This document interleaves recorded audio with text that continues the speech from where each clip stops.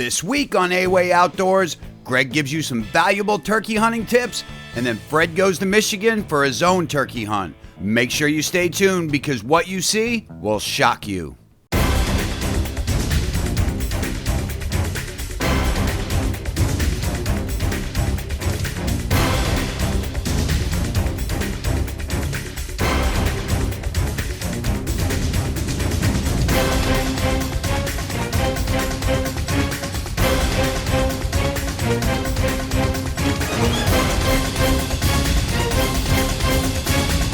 He is beautiful, Dad.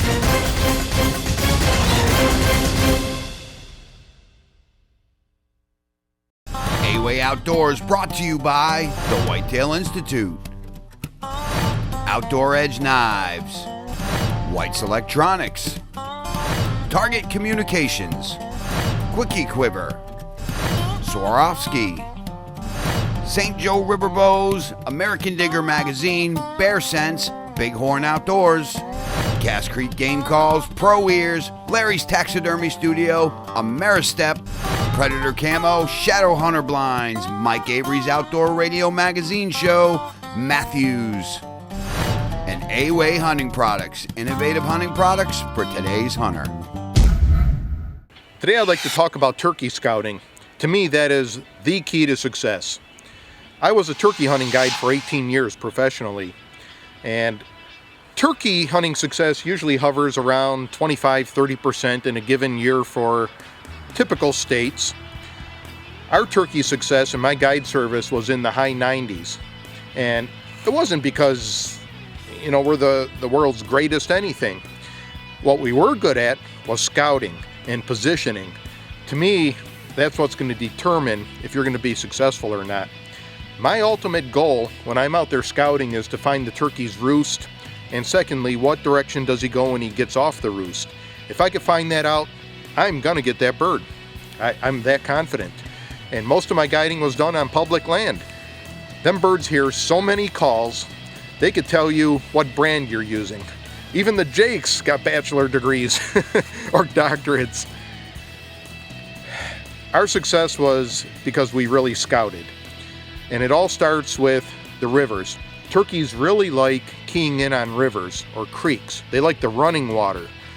And if you go to a topographical map, no matter where you're hunting, and you find where the rivers are or the creeks, from there you're going to want to go and search along the banks. You're going to want to look for any farm fields or any type of fields where the turkeys can come out and display and eat. The reason for looking for rivers and creeks is typically it grows the larger roost trees, and turkeys love roosting over the running water.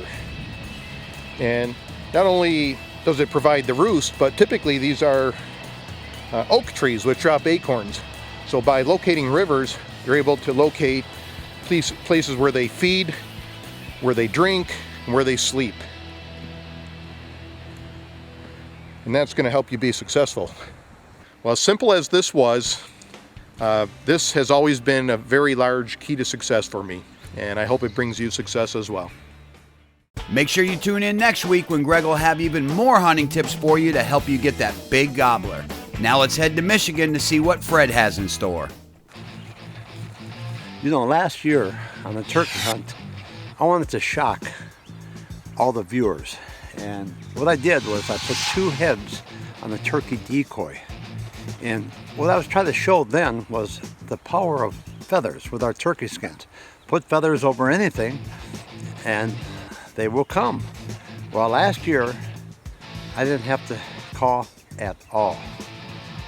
Gobbler came out with 3 hens and I was able to take them. A real nice gobbler. I let the turkey skins do my calling for me. This year I'm going to absolutely shock the world on what they're about to see next. So call your friends and your relatives and tell them tune in to A-Way Outdoors. Now don't change the channel because when we get back, Fred is going to reveal something unbelievable.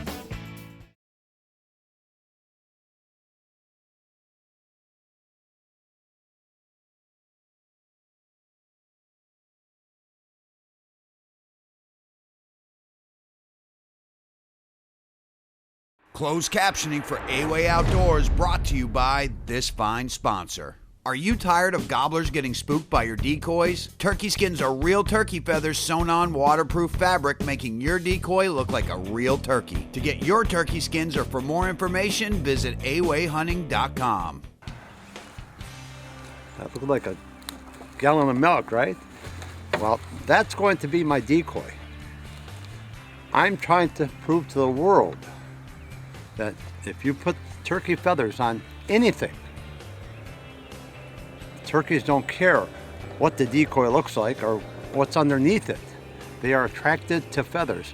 This particular turkey skins, we did everything but running it over with a car. And we made it look very ugly. And you see, Greg and I are the owners of A-Way Hunting Products. And we invent hunting products for hunters, and they work. We invent for deer, scents, deer calls, turkey skin, turkey calls, everything. But we don't have that advertising budget that these big companies have. So we have to take these things out to the woods and on television just to show you. And you'll make up your own mind from there. But most of our products get up your success ratio by over 75%. But you don't know that yet until you see it on television. So stay tuned. We're gonna dress up this girl here. And I mean, how much can you dress up a milk jug? But we're gonna do it. And look at this. Is that a beaut? Hold on to your seats. We're going to see what's going to happen. All of us together are going to see exactly what takes place.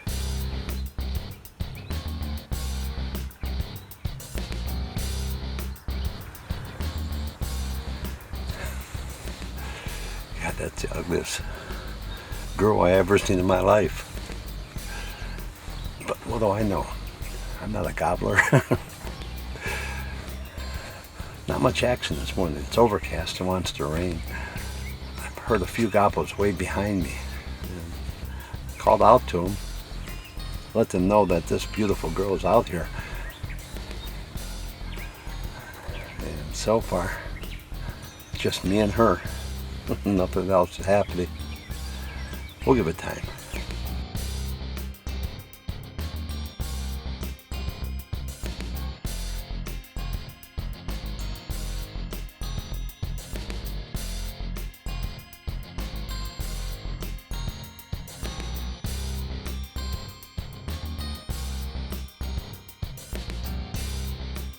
Well, this hunt started out hearing a lot of gobblers and so forth. This is Michigan's last season, and there wasn't a lot of mating going on, but there was enough activity to move around when we hear gobblers and make a play.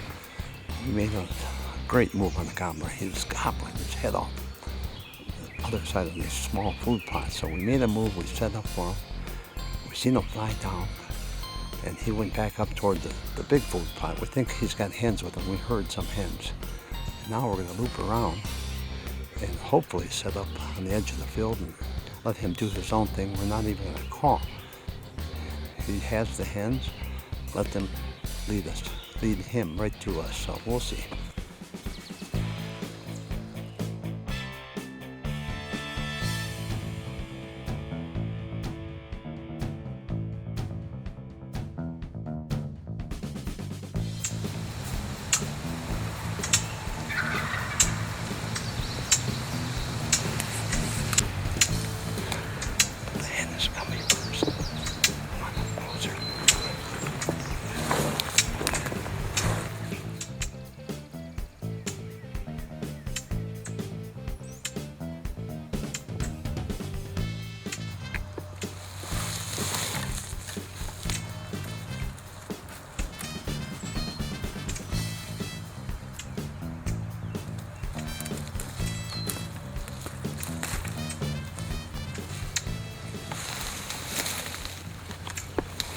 They come over that low incline, they're going to see my decoy. That old ain't going closer to us. He's got 3 hens with him. Well, first several setups, I had the gobbler busted me movements because I was using the camera myself and tried to set that up. Other times deer were blowing my hunt, crows were blowing my hunt, and I was blowing my hunt. Putting me to work. This is the field we sprayed last week with Roundup. We're going to replant this, and all of a sudden it become attractive to the gobbler and the hens. Well, we think that they came up either on that road right there, above that little incline, or they came through right here on this deer run. So we're going to set up a tent right in there, and we'll be able to see them on either side. We're going to have our decoys out here, and I think we could do it this evening. So let's get to work.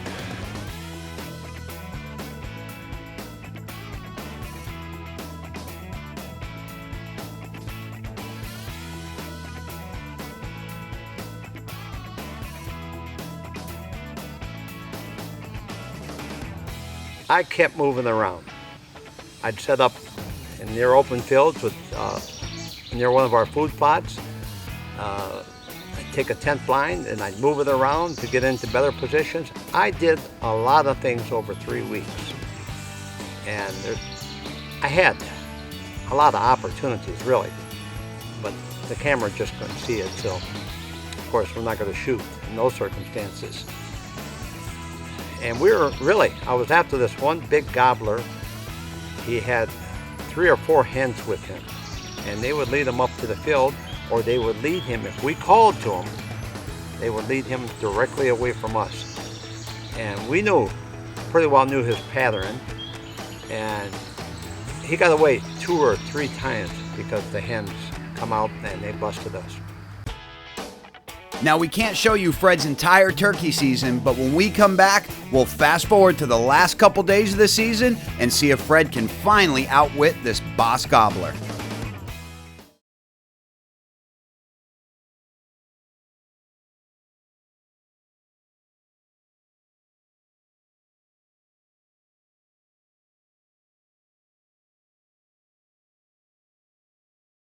Closed captioning for A-Way Outdoors, brought to you by this fine sponsor. Outdoor Edge offers the highest quality hunting knives, combo sets, and butcher kits. Each knife holds a razor's edge to make field dressing and home processing easier. Ask your dealer for Outdoor Edge knives or visit our website at outdooredge.com.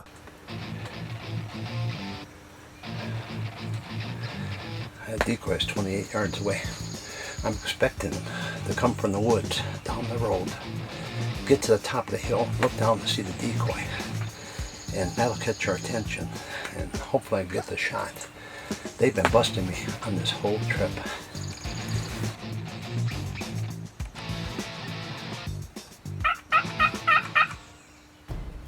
Well, finally, this morning, he made that fatal mistake. I had set up the blind last night in a different position where I could overlook that trail that they're using in the woods to come up the ridge. Well, this one hen came out first, and all of a sudden she turned and she started running and running back. And I said, you know what? She blew my hunt. She's going to tell everybody. Now they're all going to go the other way. It's been raining all night long.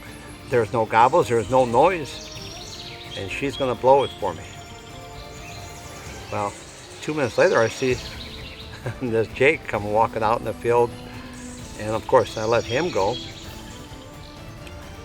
And then pretty soon, finally, I seen movement in the woods, and there was a couple Jakes, there was hens. I knew this was a party that belonged to that big gobbler, the boss.